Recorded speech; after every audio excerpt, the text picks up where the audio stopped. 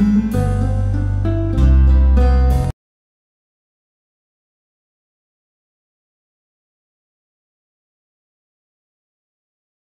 1972, I am 19 years old, the mother of 2 children, and I belong to a conservative church in the South. During one of the most determined attempts to pass the ERA, the Equal Rights Amendment affirms that women and men hold equally all the rights guaranteed by the U.S. Constitution.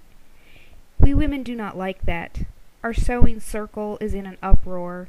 We'll get drafted. They'll ship us to Vietnam. If we don't fight, they'll make us work. They won't let us women stay at home.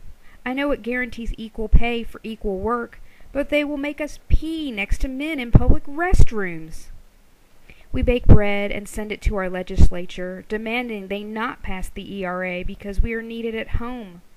I get one of those frozen breads that you just stick in the oven because, well, my husband is the cook in the family. He is needed in the kitchen. Shh. Don't ask. Don't tell. The ERA does not pass. We women revel in our power to take everyday symbols of our domesticity and influence our government. One woman wonders if she could run for city council.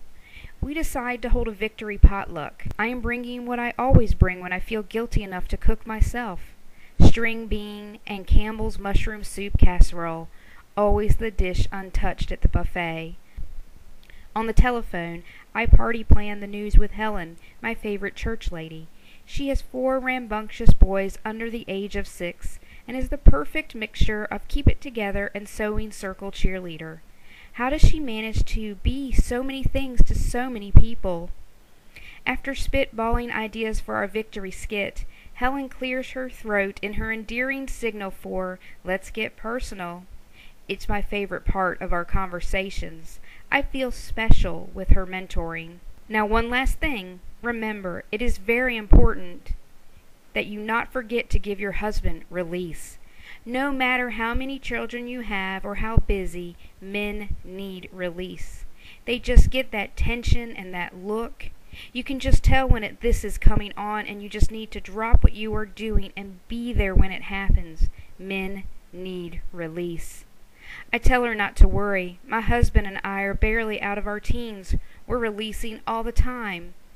When I hang up, I think about topping my casserole with those canned onion rings I saw at the store the other day. A surefire break in my covered dish losing streak. 2 years later, I decide to go to college.